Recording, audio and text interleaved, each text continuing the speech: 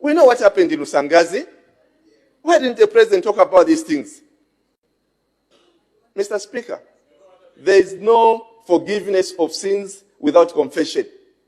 The president had an opportunity this time around to come here and ask for forgiveness from Zambians for being one-sided in the delivery of justice, for being one-sided in the fight against corruption. It should have been here in morality. Order, honorable member. Yes. You have to confine your debate to the presidential speech. But you're talking about justice not being given to all. And you don't even have evidence.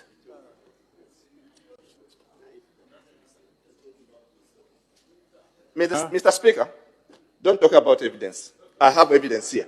I have documents here and I have books here and documents that here. Evidence you may have, but it hasn't been subjected to review by me to be accepted. You know, you don't have to review it. You have to lay it on the table first. That's how it works. Yes, yes. How can you review it before I lay it on the table? Order, honorable member. If you had the evidence, you should have laid it on the table before you presented it. And it depends upon examination. It's either I admit it or not. So ensure that you debate the presidential speech. Mr. Speaker, I will lay these documents and this evidence on the floor of the House, on that table, so that you can see the evidence. Yes, before the evidence is admitted, don't make reference to it. I think the rules of this House are changing. Mr. Speaker, I've been here for 11, 12, 13 years. And why are you changing rules? Why are you changing rules, Mr. Speaker? To suit you? To suit the UPND? That's not how we should operate. May you take your seat, honorable This member. is not how we should operate. And stop gagging us, Mr. Speaker. Why are you so bent on gagging us? May you take your No, seat? stop gagging us. This is our house and it belongs to us. Does not belong to you alone. You need to change your attitude. This behavior is unacceptable. May you take your seat? May you take your seat, honorable member?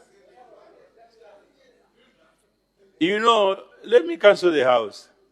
The fact that some of you have been long enough here without adherence to the standing orders does not make any difference.